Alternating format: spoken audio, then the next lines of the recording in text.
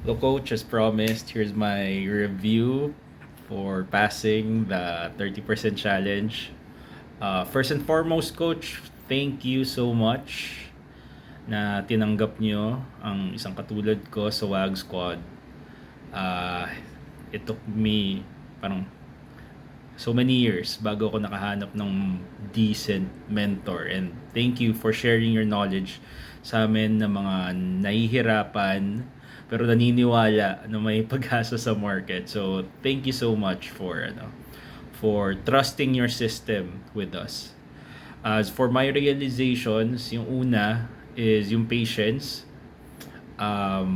As I mentioned, yung favorite week ko, the most important week for me as a trader was the last week of July.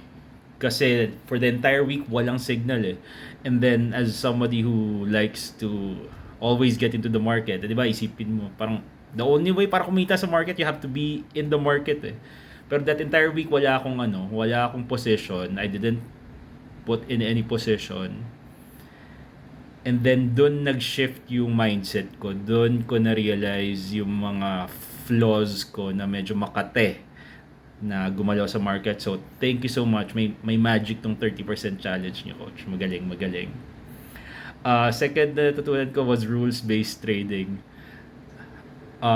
Yung idea na since you're following certain rules lang naman, di ba parang I'm sure may mga kumita na sa amin, may mga nakagawa na they doubled their money.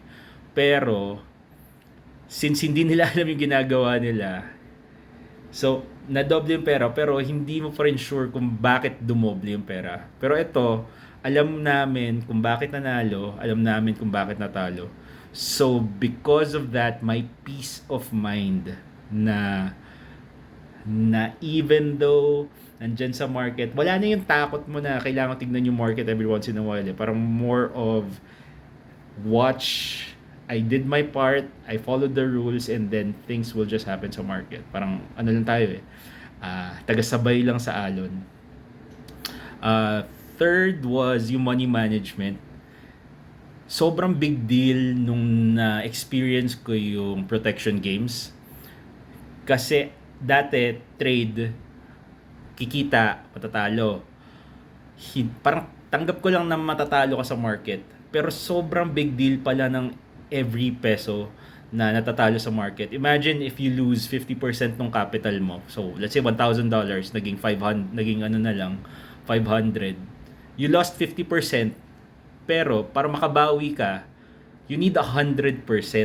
So, every talo mo, technically, kailangan mo ng every dollar that you lose, parang $2 para makabawi.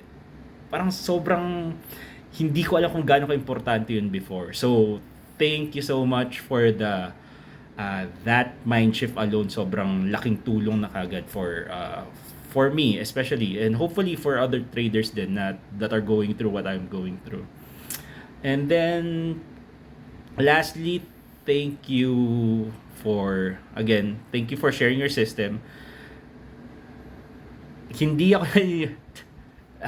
mention ko nga na gets ko na kung bakit ang last nyo bash, kasi walang marunong na trader ang natatalo sa market. Parang if you know what you're doing, alam mo kung paano sumabay sa alon. So, you have the tools and the capacity na if the market does this, parang may plan A, may plan B, may plan C, plan whatever, until lahat ng trade mo makakalabas ng buhay. So, thank you. Sa inyo ko lang nakita yung ganong type of system, at sa inyo ko lang din nakita yung ganong type of malasakit sa mga kapwa Pilipino, especially doon sa mga ano. I'm sure for somebody in your capacity, may kayang-kaya mo namang hindi na i-share tong system nyo, pero you're willing to do that. So thank you so much from the bottom of my heart.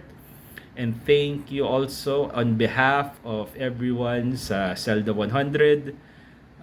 Thank you, Coach. God bless, and looking forward to all the other WAG squad members na makakapasa. And as long as they follow the rules, imposibleng hindi pumasa dito sa system niyo, coach. Amazing, amazing. Anyway, thank you, coach. Good night.